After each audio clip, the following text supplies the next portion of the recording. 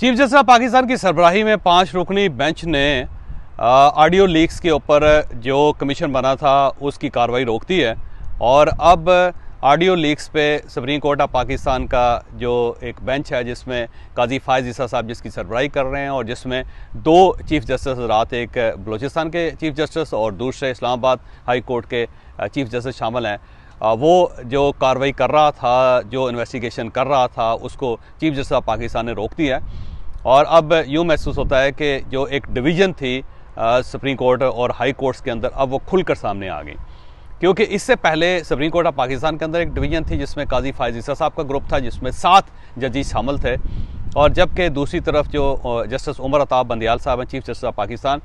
उनके साथ 8 जजेस थे और सुप्रीम कोर्ट ऑफ पाकिस्तान के अंदर जो मसाइल आपको नज़र आ रहे थे वो नज़र आ रहे थे। तो अब उस लड़ाई में 2 हाई कोर्ट्स भी शामिल हो चुके हैं। बलूचिस्तान हाई कोर्ट के चीफ जस्टिस जो ज़ाहिर है उस कमीशन का हिस्सा हैं, और इस्लामाबाद हाई कोर्ट के चीफ जस्टिस भी उस कमीशन का हिस्सा हैं। तो अब इसका मतलब ये हुआ कि वो लड़ाई जो इससे पहले सुप्रीम कोर्ट ऑफ पाकिस्तान तक महदूद थी वो अब हाई कोर्ट्स तक भी चली गई है।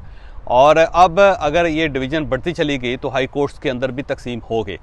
अब चीफ जस्टिस ऑफ पाकिस्तान ने 5 रुकनी बेंच के साथ मिलकर इसकी कार्रवाई ज़ाहिर रोक दी है। तो रुकी हुई कार्रवाई से अब यूँ महसूस होता है कि ये कन्फ्लिक्ट बाकायदा अब लड़ाई की शक्ल अख्तियार कर जाएगा। अगर काजी फायज़ ईसा साहब की तरफ से कोई रिस्पांस आता है और वो इसके बावजूद कमीशन की कार्रवाई जारी रखते हैं,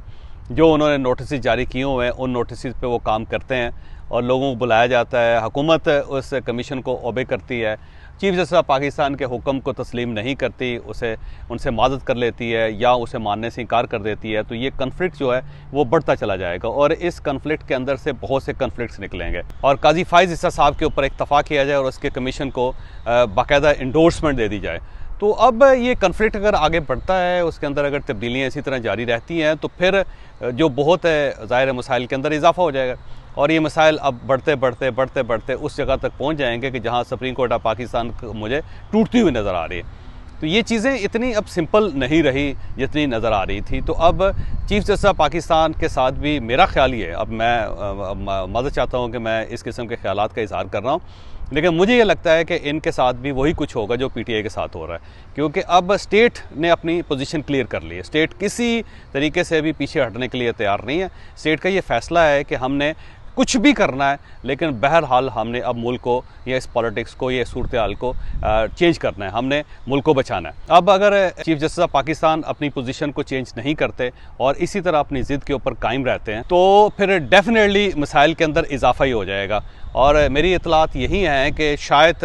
हुकूमत पाकिस्तान एक एग्जेक्टिव ऑर्डर के ज़रिए चीफ जस्टिस ऑफ पाकिस्तान को तब्दील कर दें। अब सवाल ये है कि क्या एग्जेक्टिव ऑर्डर के ज़रिए चीफ जस्टिस ऑफ पाकिस्तान को बदला जा सकता है? तो उसकी वाज़ेह मिसाल ये है कि आपको याद होगा कि जब इफ्तिखार मोहम्मद चौधरी साहब का कन्फ्लिक्ट था तो उस वक्त इफ्तिखार मोहम्मद चौधरी साहब और जो उनके साथी जजेस थे उन सबको एक एग्जेक्टिव ऑर्डर के ज़रिए बहाल किया गया था और एग्जेक्टिव ऑर्डर प्राइम मिनिस्टर के दफ्तर से जारी हुआ था और उन जजेस में जस्टिस उमर अताब बंदियाल साहब भी शामिल थे और इन्हें भी एग्जेक्टिव ऑर्डर के ज़रिए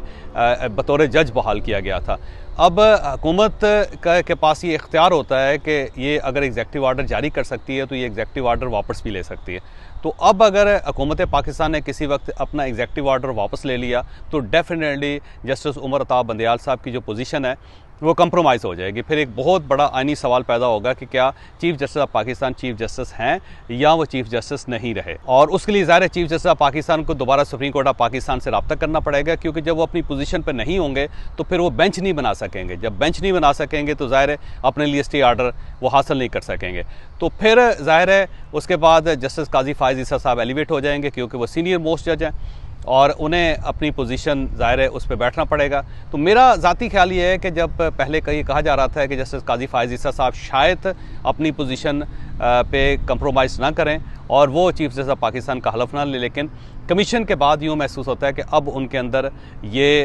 एक रजामंदी ज़ाहिर हो चुकी है और अब वो रजामंद हैं कि वो चीफ जस्टिस ऑफ पाकिस्तान की हैसियत से हल्फ उठा लेंगे। अब अगर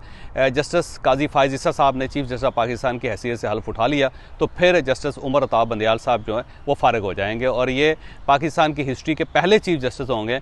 कि जो अपनी मुद्दत मुलाजमत पूरी नहीं कर सके और उससे पहले ही वो अपने ओहदे से फारग हो गए। तो बड़ी खौफनाक सी सूरत हाल है सुप्रीम कोर्ट ऑफ पाकिस्तान की भी। इस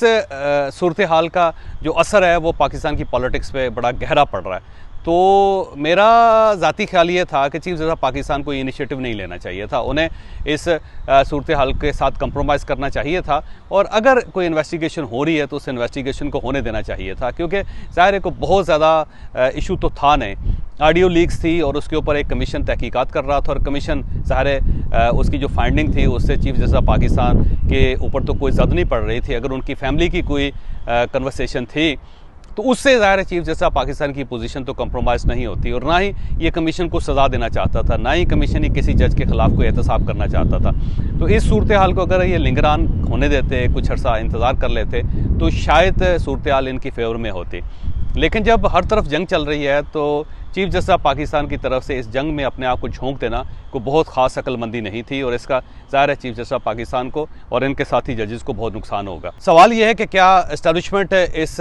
डिवीज़न को या इस हुक्म को तस्लीम कर लेगी। मेरा ख्याल ये है कि चीफ जस्टिस पाकिस्तान अब उस लेवल तक चले गए हैं कि जहाँ इनके अहकामात को मानना अब मुमकिन नहीं है। हुकूमत तो ज़ाहिर है अपनी पोजीशन वाज़े कर चुकी है, वो अब जस्टिस काजी फ़ाइज़ ईसा साहब के साथ खड़ी है, और वो चाहती है कि ऑडियो लीक्स के ऊपर बाकायदा तहकीकात होनी चाहिए और इंफॉर्मेशन और चीज़ें बाहर निकलनी चाहिए। वो तो ज़ाहिर मानने के लिए तैयार नहीं है। अब इस्टेब्लिशमेंट की तरफ से भी मुझे यकीन है कि अगर PTI के साथ जो कुछ हो रहा है या PTI ने जो कुछ अपने साथ किया और जो रिजल्ट्स उसके निकले, तो उसके अंदर डेफिनेटली अब इनको अपनी पोजीशन जो है वो वाज़े करनी पड़ेगी। तो जहां एस्टेब्लिशमेंट अब PTI के ख़िलाफ़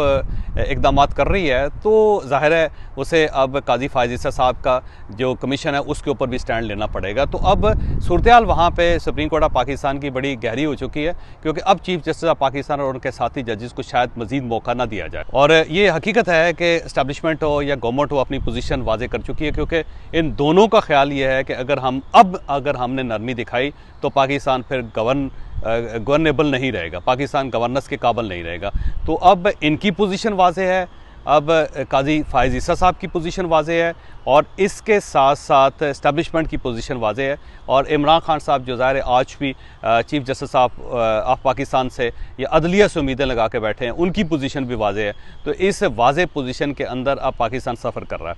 तो मेरा फिर यही मशवरा है कि चीफ जस्टिस पाकिस्तान को अपने हॉर्सेस को होल्ड करना चाहिए, चंद स्टेप पीछे जाना चाहिए, और अगर ये चंद स्टेप पीछे नहीं जाते तो आगे एक फिर खौफनाक खाई है, और अब उस खाई में सिर्फ सुप्रीम कोर्ट ऑफ पाकिस्तान नहीं गिरेगी, बल्कि उसके अंदर हाई कोर्ट्स भी इन्वॉल्व हो जाएंगी, उन्हें भी गिरना पड़ेगा। तो अब अगर पूरी अदलिया इस खाई के अंदर गिर जाती है तो फिर पाकिस्तान कहाँ स्टैंड करेगा, ये एक सवाल है जो मैं आपके पास छोड़ के आपसे इजाज़त ले रहा हूँ। और मेरा ख्याल ये है कि पूरी कौम को अब दुआ ही करनी चाहिए, क्योंकि दुआओं के अलावा अब पाकिस्तान का कोई आसरा, कोई सहारा नहीं हो सकता। पाकिस्तान के अंदर बदकिस्मती से हर इदारे ने और हर बड़ी लीडर ने और हर बड़ी पोजीशन ने, हर बड़े ओहदेदार ने पाकिस्तान के अंदर अपने आप को बहुत ज़्यादा इंगेज कर लिया है, बहुत ज़्यादा सूरत हाल में अपने आप को गंभीर कर लिया है। तो इस किस्म के हालात के अंदर जहाँ पे हर शख्स सिर्फ अपने ओहदे के लिए, अपनी शख्सियत के लिए लड़ रहा हो, पाकिस्तान का क्या बनेगा आप ख़ुद इसका अंदाज़ा कर सकते हैं। तो मुझे इजाज़त दीजिए और अल्लाह ताला से दुआ कीजिए कि अल्लाह ताला करम करे और पाकिस्तान की हिफाजत भी करे और पाकिस्तान को इस नाजुक वक्त में बचाए भी।